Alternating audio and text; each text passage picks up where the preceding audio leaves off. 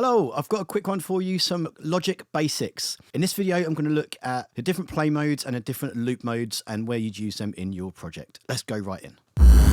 Okay, so let's start with the different play modes. So if you go over here onto the play button, if you right click, you've got a few different things that you can check here. This is what you'll generally have checked by default, just the top two. So let's start with the top one, just so you understand what that's doing. So play from marquee selection. If you've selected something literally anywhere on a screen with the marquee tool, that's this little crosshead guy, then when you hit play, it's going to automatically play from that. Choose a different position. Let's go over here.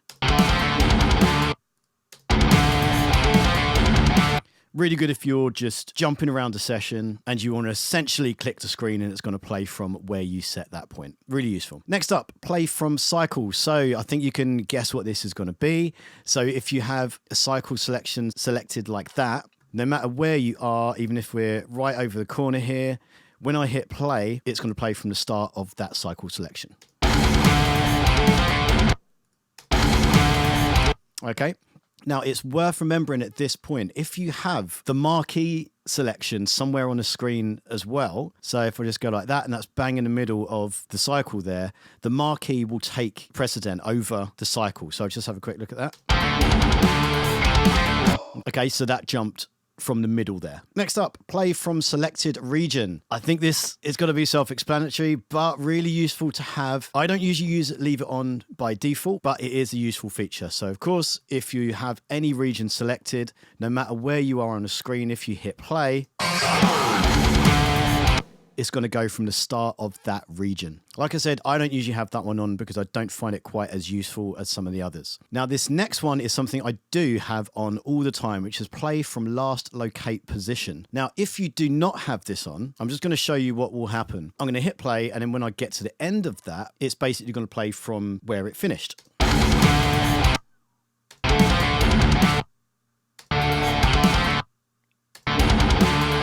Okay, but if you have that selected, let's do right click again, play from last locate position, then it's always going to go back to that original position. I'm just going to show you.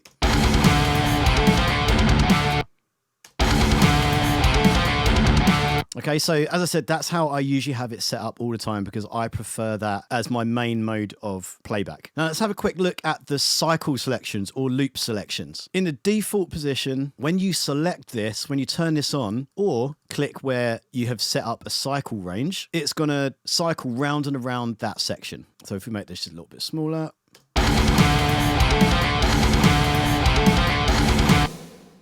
Okay, nice and simple. Pretty standard. I think you're all going to be aware of that. But this one is quite interesting. So there's two ways to get to this. If you do right click, and I'll just show you so you can see what's being changed. If you do right click and then do skip cycle, you see this has now turned a slightly different color. Now what happens is when it's getting to that section, the thing that you have in the cycle range, it's going to skip and just go onto the position immediately after that. Let's have a look. I'm just going to start this like one bar before, and then you'll see it's just going to jump from bar 36 to bar 40.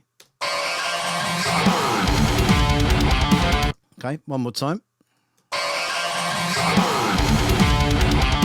Now that can be super useful if you have a section in a song which you're not sure if you think should be there or not, and you're thinking, oh, maybe I should just cut that out, but you haven't quite decided yet. You can set that up and then switch it to skip cycle, and then you're going to be able to hear the song without that section in. So it's really useful. I actually use that quite a lot. So you can get to it by right clicking and going to the cycle there, or you can right click on the cycle selection itself and it appears just here, skip cycle. So deselect that and it's going back to the usual functionality.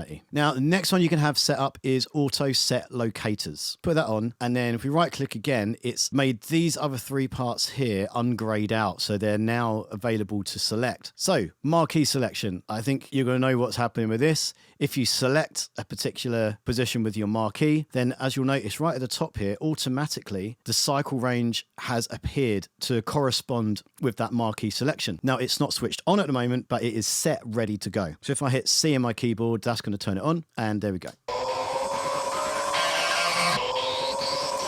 Okay, now the other one that's also selected is by region. So if we just take this off and select any region, let's just say this little guy here. As you can see, that's automatically selected at the top there. Let's just hit C, turn that on. You can see what's going on there. Now, again, like before, like on the play modes, if you create a marquee selection, that is going to take precedent over the region selection. Now, lastly, if you have by note selection selected as well, I don't find this one quite as useful, but it's good to have anyway. I'm sure there is a use for it. If you're in your piano roll and you select a note, it's basically going to create a cycle range for a full bar like that. Okay, let's go to another one over here.